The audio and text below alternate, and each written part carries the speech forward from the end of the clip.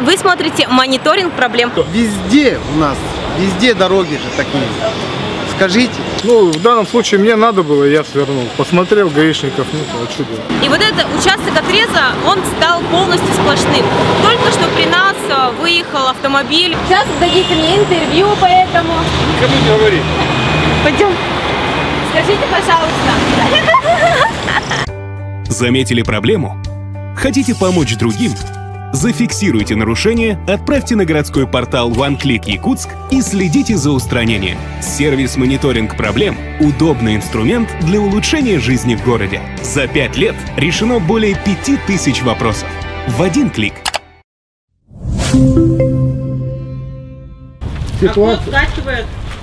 Управляющая компания промышленная.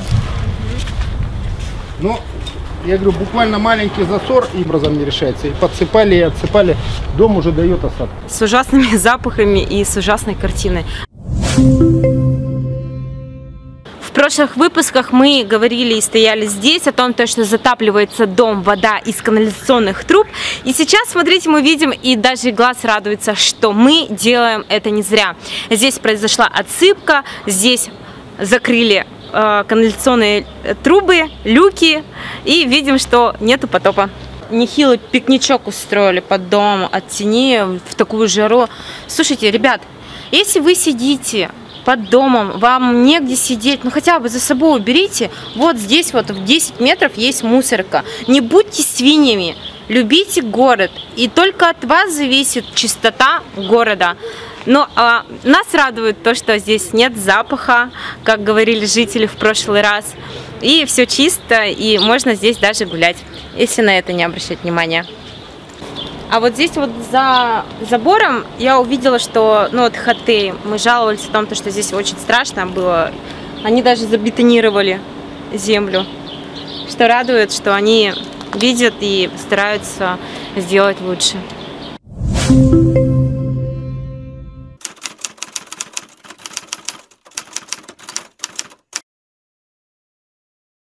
Всем привет! Вы смотрите мониторинг проблем, выпуск номер 14. С вами Марика Амосова. Мы находимся у перекрестка пересечения улиц Лермонтова и Каландрашвили. Неоднократно поступили заявки на городской портал OneClick о том, что разрывочные полосы дорожных полос, ладно, снимем по-другому.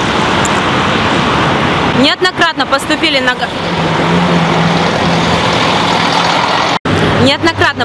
на городской портал OneClick заявки о том, что улицы, где были разрывочные дорожные полосы, превратились в двойные сплошные. И одна из улиц – это Лермонтова.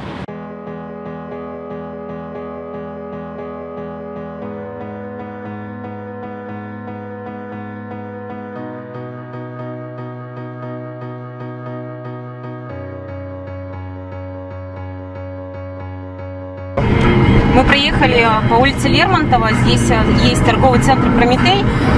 Заявители говорят о том, что здесь была всегда прерывистая, но сейчас мы видим, что она двойная сплошная.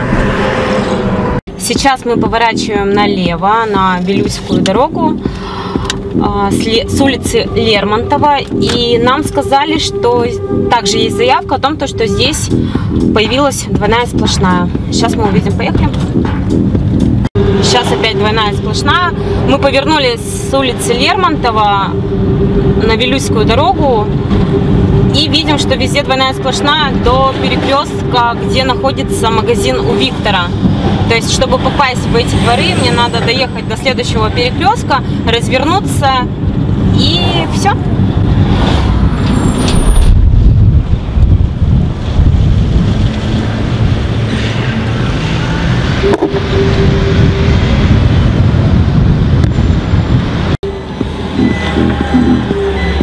У меня маленькая машина, и мне не получилось как надо по правилам развернуться на перекрестке. У меня не получилось. Перекресток маленький, и нет возможности это сделать с первого раза. То есть машины уже поехали с другой стороны светофора, и я им помешала. То есть как-то не очень. Вот. Видим, что здесь в Мидлайн нет заезда прерывистая, это раз. И здесь вот раньше тоже была прерывистая в этот поворот, ее тоже нет. Сейчас мы поедем опять в сторону Лермонтова, где нам говорили, что была прерывистая к торговому центру Прометей. И попробуем зафиксировать, как люди выезжают оттуда.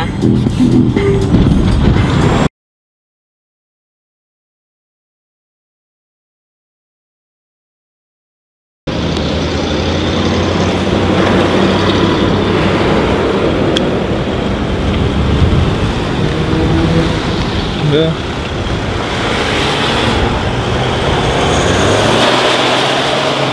Мы находимся опять же на улице Лермонтова. Справа от меня перекресток Лермонтова, пересечение Петровского. Слева от меня идет пересечение Каландрашвили. И вот этот участок отреза, он стал полностью сплошным. Только что при нас выехал автомобиль из дороги, которая заезжает во двор. Несмотря на это, люди также поворачивают сюда. И им наплевать, что двойная сплошная, привычки прежде всего. Сейчас мы выезжаем в сторону Федора Попова, также где такие же ровные разметки. Мне нужно уезжать налево, но здесь двойная сплошная, и мне надо сделать огромный нереальный круг, доехать до Лермонтова, до Каландрашвили, развернуться и уехать туда. Эта дорога имеет как бы постоянно огромное количество движений. Во время, после работы, мне кажется, это просто нереально делать. Поэтому, почему они так изменились, эти правила, и изменились дорожные отметки, нам предстоит узнать. Но сейчас мы делаем петлю. Хотя у меня машина маленькая.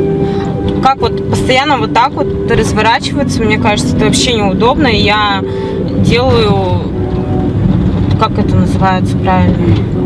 Короче, помехи какие-то для другого движения. И сейчас поедем по Аюнского. По Аюнского тоже есть там такие же полосы. Зафиксируем, посмотрим, насколько нарушают, сколько соблюдают. И затем мы поедем на Федора Попова, потому что там тоже такие же двойные полосы. Кстати, на минуточку, пересечь двойную сплошную при обгоне — лишение прав. При повороте во двор штраф 1500 рублей.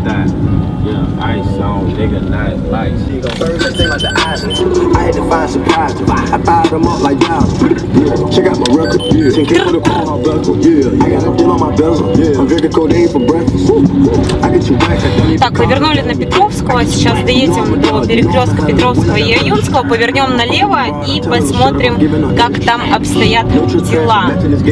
Опять же, двойная сплошная, пересечение. А, нет, здесь разрывистую оставили.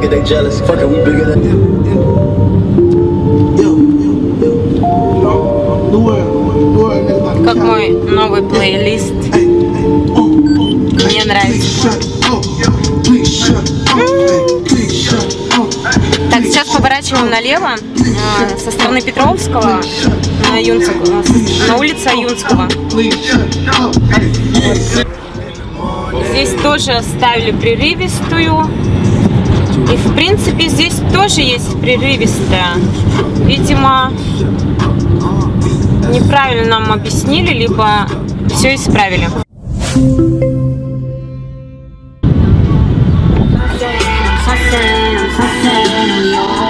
Нам сообщили, что возле городской стоматологической больницы была разделительная полоса, разрывистая полоса, и возле паспортного стола.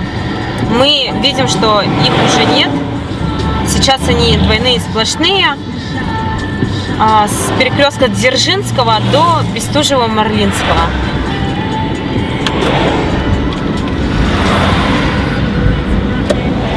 Опять делаем разворот, и у меня с третьей попытки удалось! Ну, здесь просто перекресток большой, и я каждый раз боюсь, что водители они не знают, что я разворачиваюсь и думают, что я поворачиваю налево, и они могут стукнуть мне в задницу. Задний бампер, то есть. Скажите, удобно ли, что здесь двойная сплошная? Совершенно неудобно поворачивать.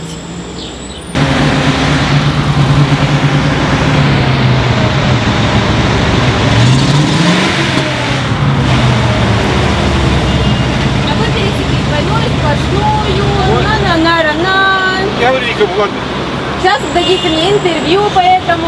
Никому не говори. Пойдем. Скажите, пожалуйста.